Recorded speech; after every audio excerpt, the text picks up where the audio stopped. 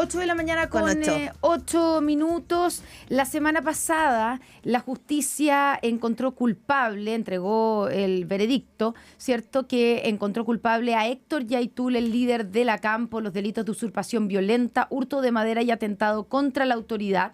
Esto en el marco de la Ley de Seguridad del Estado. Obviamente una buena noticia, un logro para el trabajo de la Fiscalía Regional de la Araucanía, y estamos en contacto precisamente con el fiscal regional de esa región, Roberto Garrido. Fiscal, ¿cómo está? Muy buenos días, lo escuchamos y lo saludamos. ¿Qué tal? Muy buenos días, un gusto saludarles. Oiga, partamos por lo que significa la importancia, la relevancia de la decisión de la justicia. Todavía falta, ¿cierto?, la parte de saber y de confirmar la condena que va a tener, arriesga hasta 25 años, entendemos, de cárcel Héctor Yaitul. Pero, ¿cuál es la relevancia de lo que decidió la justicia? Bueno, desde nuestro punto de vista, lo relevante de la decisión del tribunal dice relación primero con reconocer cuál es la realidad del fenómeno de la violencia rural en la macrozona sur. Reconocer la existencia de determinados liderazgos vinculados con orgánicas radicales que utilizan un discurso aparentemente de reivindicación de derechos ancestrales para, en definitiva, lucrar, para generar un círculo de violencia, para beneficiarse directamente de las acciones violentas y más que avanzar en los reclamos legítimos que puedan tener los pueblos originarios, más bien lo que pretenden es beneficiarse directamente ellos. Lo que conocimos durante el juicio y el cúmulo de antecedentes también demostraron cuál es el verdadero rostro de estas organizaciones, lo alejado que están de planteamientos políticos y además la contundencia de la decisión del tribunal, reconociendo todos y cada uno de los elementos de convicción en los que fundábamos la imputación, desde nuestro punto de vista, transforman esta decisión en algo importante, relevante, no definitivo, lo tenemos muy claro. De hecho, lamentamos la madrugada del día de hoy, un nuevo ataque contra una industria en las cercanías de la comuna de Lautaro, pero esto nos indica también de que el trabajo realizado en conjunto por todas las fiscalías regionales de la macrozona sur, Carabineros de Chile, la Policía de Investigaciones, la debida coordinación también con las delegaciones presidenciales, nos permiten avisorar que tenemos un camino por el que seguir avanzando en términos de resultados. Es un gran punto el que hace usted, fiscal regional de la Araucanía, Roberto Garrido, conversando aquí esta mañana en Radio Pauta.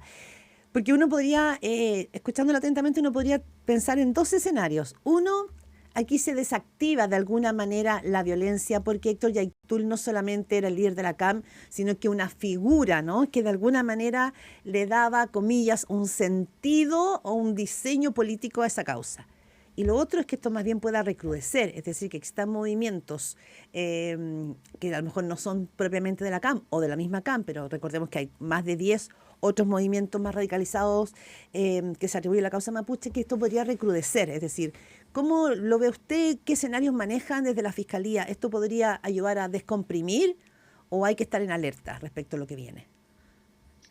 Bueno, desde hace casi 2 años que hemos registrado una disminución en los hechos de violencia, que es coincidente también con algunos resultados que hemos tenido en tanto a la detención de liderazgos como el de Héctor Yaitul o de otros integrantes de ese mismo grupo. También ha acontecido lo propio en relación con orgánicas como Resistencia Mapuche Mayeco, como la UAM también en el mismo sentido. Evidentemente, la situación de violencia en la Araucanía, si lo vemos en términos estadísticos, ha registrado una disminución. Sin embargo, en periodos anteriores también se han registrado disminución de hechos violentos y luego se producen rearticulaciones de estos grupos, se van generando nuevas dinámicas, las conductas ilícitas que le dan financiamiento también van mutando. Registramos, por ejemplo, una disminución relevante en la sustracción de madera, pero un incremento en las extorsiones.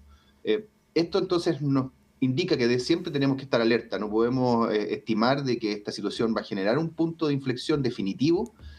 Más bien, desde mi particular opinión, lo que genera es también una situación en que la ciudadanía puede recobrar la confianza en el funcionamiento del sistema de justicia criminal, que los pueda motivar a seguir participando en esos procesos, entregando información y de esa manera entonces continuar con el combate a la criminalidad organizada de carácter rural, que es la que se registra en la Araucanía y en la macrozona sur.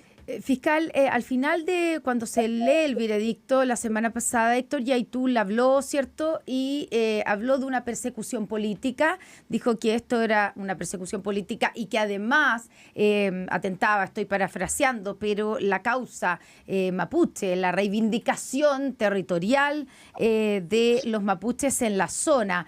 ¿Qué le responde usted? Él, a su juicio, digamos, después de todo lo que ustedes han investigado, ¿tiene alguna, digamos, alguna inspiración en lo que se llama la causa mapuche, o finalmente es un delincuente común y silvestre que ha utilizado la causa mapuche para poder cometer delitos? Bueno, yo no tengo que contestarle nada porque ya lo hicimos durante el juicio. Efectivamente, ese discurso, que es la repetición permanente de una alegoría a cierta construcción o ideario político, la verdad es que no se condice en lo absoluto con las pruebas que se presentaron. Nosotros hubiéramos esperado que si desde su discurso o desde la defensa de sus intereses quería rebatir la prueba del Ministerio Público, se hubiera centrado en eso. Pero en realidad el único argumento que puede levantar esta persecución política se refugia detrás de lo que él estima es la demanda legítima del pueblo mapuche. Pero este juicio comienza con recordando de que él, el día 8 de enero del 2020, declara la guerra. Él declara la guerra y hace un llamamiento a atacar por la vía armada a la industria forestal. Y nosotros logramos acreditar no solamente que manifestó esas expresiones, sino que fue mucho más allá que eso, que realizó gestiones para comprar armas. Él mismo lo reconoció, dijo además que la sustracción de madera era necesaria para la compra de armas y de municiones. Esa expresión, que lo realizó en un acto público, además está ratificada con varias conversaciones donde aludía a lo mismo, a la necesidad de adquirir armas. Claro, como que, perdón, fiscal, como que él desafiaba abiertamente en ese sentido el Estado. Sí, pero además utilizó expresiones que fueron incorporadas al juicio, donde demostraba que él tenía el control, de que no se movía ningún arma en la macrozona si él no lo permitía. De hecho, le llamaba la atención a uno de los integrantes de su organización porque había trasladado un fusil sin su autorización. Ese es el nivel de control que tenía el señor Yaitul, lo que tiene todavía respecto de determinadas personas. Una consulta, perdona, breve, Constanza. Fiscal Roberto Carrillo, recuerdo que lo entrevistábamos, no sé si el año pasado o el anterior, cuando hubo también, ¿no es cierto?, huelgas en algunas cárceles en la Araucanía, y la molestia de algunos dirigentes de la CAM y también de Héctor Yaitul, su defensa lo ha insistido cuando fue la discusión de la causa, es la presencia de testigos secretos. Creo que ese es un tema bien relevante cuando estamos empezando a hablar, fiscal, de tema de crimen organizado, porque esa es una figura bastante importante, entiendo, cuando uno mira la experiencia internacional, para poder desbaratar situaciones de crimen organizado. ¿Qué tan claves fueron los testigos protegidos y qué significa? Porque ese fue un punto bien nuclear en la discusión, tanto con Héctor Yaitul como con otros comunidades mapuche. Recuerdo que usted mismo lo planteó en algún minuto. Sí. Bueno, agradezco su pregunta porque me permite aclarar dos cosas. Uno, primero, la necesidad de contar con testigos que reserven su identidad cuando se combaten formas de criminalidad organizada o de formas de crimen más sofisticados. Si nosotros pensamos en el poder que pueden registrar ciertas organizaciones, pensar de que todos los testigos van a tener que exponer sus antecedentes personales y los van a dejar expuestos a represalias de estas organizaciones, evidentemente eso va a limitar las posibilidades de persecución penal con éxito. Lo estamos viendo incluso la situación, ¿no es cierto?, que ha ocurrido en el norte del país. Dicho eso, es decir, asentada la necesidad de contar con medidas de resguardo de la identidad de personas que poseen información, en el caso concreto de la imputación que sostuvimos contra Héctor Yaitul, ofrecimos más de 70 testigos y 30 peritos, y del total de personas que iban a declarar en la acusación, solo se reservó la identidad de 5 personas. Pero en el juicio, propiamente tal, solo declaró una persona, una sola persona, declaró con sus antecedentes reservados. Perfecto. Declararon más de 20 víctimas de los diferentes atentados incendiarios que han ocurrido en las 4 regiones que conforman la macrozona. 20 personas que declararon cara a cara, mirando al imputado y explicándole cuáles eran las consecuencias de sus acciones para ellos. ¿Ya? Esas son las verdaderas víctimas, y no las víctimas que él pretende, el gran capital, que en realidad no se ha visto afectado en este caso. Fiscales. Cuando se lee el veredicto, si me permite Perdón. agregar, Sí, cuando por se lee el supuesto. veredicto, el tribunal reconoce que hay solo un testigo con identidad reservada, y señala de que de todas maneras ni siquiera fue determinante, o sea, no es la única prueba, dice que eso resulta incluso redundante en el contexto de todos los otros elementos de convicción que se presentaron.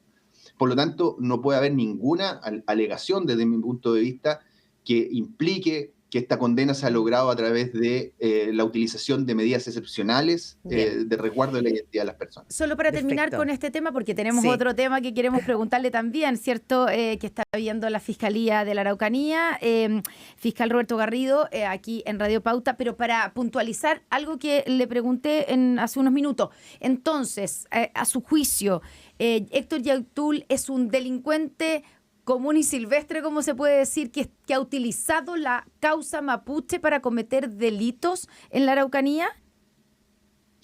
Las personas que cometen delitos son delincuentes, las motivaciones que tienen, las justificaciones son siempre de carácter íntimo. Yo no puedo juzgar, no es mi labor juzgar cuál es la calificación que le corresponde al señor Yautúl. Lo que puedo decir es que realizamos una investigación muy profesional, objetiva, que respetó los derechos de todas las personas involucradas, que logramos determinar su participación en delitos, formulamos la acusación y el día lunes se dio a conocer un veredicto muy contundente de condena porque acreditamos todos los puntos de nuestra imputación. Y con esto, ¿queda descabezada la CAM? Lo que se leyó ayer fue un veredicto, una condena. Probablemente él va a seguir ejerciendo ese mismo liderazgo. A mí me parece que no puede sostenerse, no puede hacerse una afirmación de que la CAM deja de existir o queda descabezada o desarticulada. Yo creo que estos grupos, sobre todo cuando están motivados por ideologías totalitarias, como esta, cuando tienen una convicción que a pesar de la evidencia y de la demostración de que sus mecanismos de lucha en realidad solo los benefician a ellos. La CAM lleva funcionando más de 25 años y yo creo que nadie podría afirmar de que en 25 años el aporte que ha hecho la CAM es hacia la solución del problema, más bien lo han agravado, porque a ellos les beneficia el conflicto. Yo creo que no podemos decir que está terminada o que está descabezada, no utilizaría esas expresiones. Creo que probablemente han sufrido un golpe fuerte, pero van a querer reorganizarse y van a querer continuar por la misma vía porque esa es la decisión que tomaron hace mucho tiempo. Hablamos esta mañana aquí en Pauta Análisis con Roberto Garrido, fiscal regional de la Araucanía.